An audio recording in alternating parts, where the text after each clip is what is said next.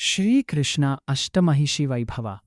ದ್ವಾರಕೆ ಎಂಬ ಮಾಯಾನಗರಿಯಲ್ಲಿ ಚಿನ್ನದ ಅರಮನೆಗಳು ಆಕಾಶವನ್ನೇ ಚುಂಬಿಸುತ್ತಿದ್ದ ಕಾಲ.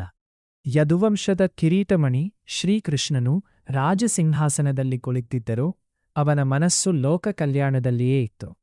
ಲಕ್ಷ್ಮೀದೇವಿಯೇ ಆತನನ್ನು ಸೇರಲು 8 ರೂಪಗಳಲ್ಲಿ ಧರೆಗಿಳಿದು ಬಂದಳು. ಅವರೇ ಅಷ್ಟಮಹಿಷಿಯರು. 1.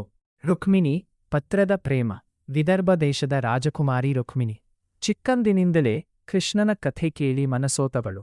ಅಣ್ಣ ರುಕ್ಮಿ ಬಲವಂತವಾಗಿ ಶಿಶುಪಾಲನಿಗೆ ಕೊಟ್ಟು ಮದುವೆ ಮಾಡಲು ಹೊರಟಾಗ ಆಕೆ ಕಣ್ಣೀರಿಡುತ್ತಾ ಒಬ್ಬ ವಿಶ್ವಾಸಿ ವಿಪ್ರನ ಕೈಯಲ್ಲಿ ಒಂದು ಪತ್ರ ಕೊಟ್ಟಳು. ಓ ಮುಕುಂದನೆ, ನೀನೇ ನನ್ನ ಪ್ರಾಣನಾಥ. ನಾಳೆ ಗೌರಿ ಪೂಜೆಗೆ ದೇವಸ್ಥಾನಕ್ಕೆ ಬರುವೆ. ಅಲ್ಲಿಂದ ನನ್ನನ್ನು ಅಪಹರಿಸಿಕೊಂಡು ಹೋಗು, ಇಲ್ಲವಾದರೆ ಪ್ರಾಣ ತ್ಯಜಿಸುವೆ. ಪತ್ರ ಓದಿದ ಕೃಷ್ಣ ರಥವೇರಿ ಬಂದ. ಗೌರಿ ಮಂದಿರದಲ್ಲಿ ದೇವಿಯನ್ನ ಪೂಜಿಸಿ ಹೊರಬರುತ್ತಿದ್ದ ರುಕ್ಮಿಣಿಯನ್ನು ತನ್ನ ರಥದಲ್ಲಿ ಎಳೆದುಕೊಂಡು ಗಾಡಿಯಂತೆ ದ್ವಾರಕೆಗೆ ಹಾರಿದ. ರುಕ್ಮಿ ಮತ್ತು ಶಿಶುಪಾಲನ ಸೈನ್ಯವನ್ನು ಬಲರಾಮನಿಗಿಂತ ಸೋಲಿಸಿ ರುಕ್ಮಿಣಿಯನ್ನು ಪಟ್ಟದ ರಾಣಿಯನ್ನಾಗಿ ಮಾಡಿದ. ಇದು ಧೈರ್ಯದ ಪ್ರೀತಿ. 2. ಸತ್ಯಭಾಮ. ಸಿಟ್ಟಿನ ಚೆಲುವೆ ಸತ್ರಾಜಿತನ ಮಗಳು ಸತ್ಯಭಾಮ ಬೆಂಕಿಯಂತೆ ಪ್ರಖರ, ಹೂವಿನಂತೆ ಮೃದು. ಸೂರ್ಯದೇವನಿಂದ ಬಂದ ಶ್ಯಮಂತಕ ಮಣಿಯನ್ನು ಕೃಷ್ಣ ತದ್ದಿದ್ದಾನೆ ಎಂದು ಅಪವಾದ ಬಂದಾಗ ಕೃಷ್ಣನೇ ಕಾಡಿಗೆ ಹೋಗಿ ಮಣಿಯನ್ನು ಹುಡುಕಿ ತಂದ. ಅಲ್ಲಿ ಜಾಂಬವಂತನ ಗುಹೆಯಲ್ಲಿ ಯುದ್ಧ ಮಾಡಿ ಮಣಿಯೊಂದಗೆ ಜಾಂಬವತಿಯನ್ನು ಕರೆಗೆ ತಂದ. ಸತ್ಯಕ್ಕೆ ನಾಚಿದ ಸತ್ರಾಜಿತನು ತನ್ನ ಮಗಳು ಸತ್ಯಭಾಮಾಳನ್ನೇ ಕೃಷ್ಣನಿಗೆ ಕೊಟ್ಟು ಮಣಿಯನ್ನು ಕೊಟ್ಟ.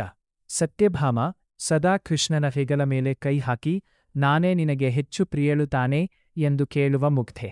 ನರಕಾಸುರನ ಸಂಹಾರದಲ್ಲಿ ಕೃಷ್ಣನ ರಥದ ಸಾರಥಿಯಾಗಿ ಕುಳಿತು ಬಾಣ ಬಿಟ್ಟ ವೀರವನಿತೆ ಇವಳೇ.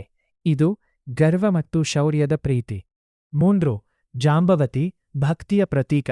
ರಾಮಾಯಣದ ಕಾಲದಿಂದ ಬದುಕಿದ್ದ ಜಾಂಬವಂತ ಕೃಷ್ಣ ಬಂದಾಗ ನೀನು ನನ್ನ ರಾಮನೇನಾ ಎಂದು ತಿಳಿಯಲು 28 ಹಗಲು ರಾತ್ರಿ ಕಾದಾಡಿದ. ಕೊನೆಗೆ ಕೃಷ್ಣನ ವಿಶ್ವರೂಪಕನ್ನು ಕಾಲಿಗೆ ಬಿದ್ದು, ಪ್ರಭು, ನನ್ನ ಮಗಳು ಜಾಂಬವತಿ ನಿನ್ನ ಸೇವೆ ಮಾಡಲು ಕಾತರಿಸುತ್ತಿದ್ದಾಳೆ ಎಂದು ಮಗಳು ಮತ್ತು ಮಣಿಯನ್ನು ಒಪ್ಪಿಸಿದ. ಮೌನ, ತ್ಯಾಗ, ಅಚಲ ಭಕ್ತಿಯೇ ಜಾಂಬವತಿ. ಇದು ಶರಣಾಗತಿಯ ಪ್ರೀತಿ. 4.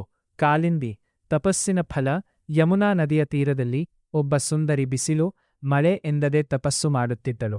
ಅವಳೇ ಸೂರ್ಯನ ಮಗಳು ಕಾಲಿಂದಿ. ಕೃಷ್ಣನೇ ನನ್ನ ಪತಿ ಎಂದು ಪಣತೊತ್ತಿದ್ದಳು. ಬೇಟೆಗೆ ಬಂದ ಅರ್ಜುನನಿಗೆ ವಿಷಯ ತಿಳಿದು ಕೃಷ್ಣನಿಗೆ ಹೇಳಿದ. ಕೃಷ್ಣ ಬಂದು ಅವಳ ಕೈ ಹಿಡಿದು ರಥವೇರಿಸಿಕೊಂಡು ದ್ವಾರಕೆಗೆ ಕರೆದೊಯ್ದ. ಅವಳ ಕಣ್ಣೀರು ಯಮುನಾ ಜಲದಂತೆ ಪವಿತ್ರವಾಗಿತ್ತು. ಇದು ತಪಸ್ಸಿನ ಪ್ರೀತಿ. 5. ಮಿತ್ರವಿಂದ, ಹಠದ ಪ್ರೇಮ. ಅವಂತಿ ದೇಶದ ರಾಜಕುಮಾರಿ ಮಿತ್ರವಿಂದ ಕೃಷ್ಣನ ಅತ್ತೆಯ ಮಗಳು. ಸ್ವಯಂವರ ಮಂಟಪದಲ್ಲಿ ದೊಡ್ಡ ದೊಡ್ಡ ರಾಜರು ಕುಳಿತಿದ್ದರು. ಆದರೆ ಮಿತ್ರವಿಂದ ಮನಸ್ಸಿನಲ್ಲಿ ಕೃಷ್ಣನೇ ಇದ್ದ. ಅವಳ ಅಣ್ಣಂದಿರು ವಿರೋಧಿಸಿದರೂ ಎಲ್ಲ ರಾಜರ ನಡುವೆ ನುಗ್ಗಿ ಕೃಷ್ಣ ಅವಳನ್ನು ಎಳೆತಂದು ರಥದಲ್ಲಿ ಕೂರಿಸಿಕೊಂಡು. ಇದು ಧೀರ ಪ್ರೇಮ. 6. ನಾಗ್ನಜಿತಿ ಸತ್ಯ, ಪರಾಕ್ರಮದ ಪಣ. ಕೋಸಲ ದೇಶದ ರಾಜ ನಾಗ್ನಜಿತನಿಗೆ 7 ಹೆಮ್ಮೆಯ ಹೋರಿಗಳಿದ್ದವು. ಅವುಗಳನ್ನು ಹದ್ದುಬಸ್ತು ಮಾಡಿದವನಿಗೆ ನನ್ನ ಮಗಳು ಸತ್ಯಾಳನ್ನು ಕೊಡುವೆ ಎಂದಿದ್ದ. ಎಷ್ಟೋ ರಾಜರು ಬಂದು ಕೊಂಬಿನ ಏಟು ತಿಂದು ಹೋದರು. ಕೃಷ್ಣ ಬಂದ.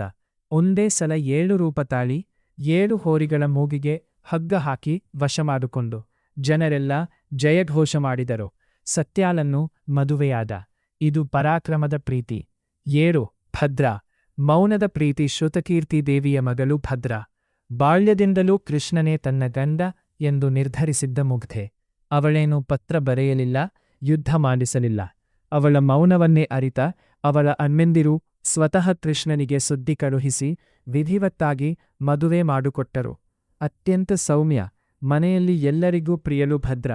ಇದು ಮೌನದ ಪವಿತ್ರ ಪ್ರೀತಿ. 8. ಲಕ್ಷಣ, ಬುದ್ಧಿವಂತಿಕೆ. ಮದ್ರದೇಶದ ರಾಜಕುಮಾರಿ ಲಕ್ಷಣ ಅಪ್ರತಿಮ ಸುಂದರಿ, ಬುದ್ಧಿವಂತೆ. ಅವಳ ಸ್ವಯಂವರದಲ್ಲಿ ಮತ್ಸ್ಯಯಂತ್ರ ಭೇದಿಸಬೇಕು ಎಂಬ ಕಠಿಣ ಸ್ಪರ್ಧೆ ಇತ್ತು.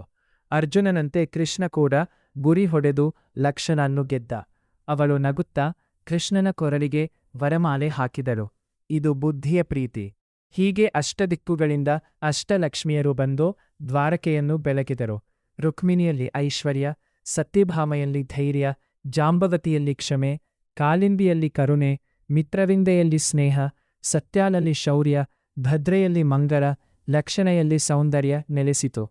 ಅದಕ್ಕೆ ಹೇಳುವುದು, ಅಷ್ಟಮಹಿಷಿಯರನ್ನು ಸ್ಮರಿಸಿದರೆ ಅಷ್ಟೈಶ್ವರ್ಯ, ದಾಂಪತ್ಯದಲ್ಲಿ ಎಂದು ಸುಖ ಶಾಂತಿ ನೆಮ್ಮದಿ. ನೀವು ಪ್ರತಿದಿನ ಬೆಳಿಗ್ಗೆ ಈ ಹೆಸರನ್ನು ಹೇಳಿಕೊಂಡರೆ ನಿಮ್ಮ ಮನೆಯಲ್ಲಿ ಜಗಳ ಎಂದೂ ಸುಳಿಯುವುದಿಲ್ಲ. ಜೈ ಶ್ರೀಕೃಷ್ಣ.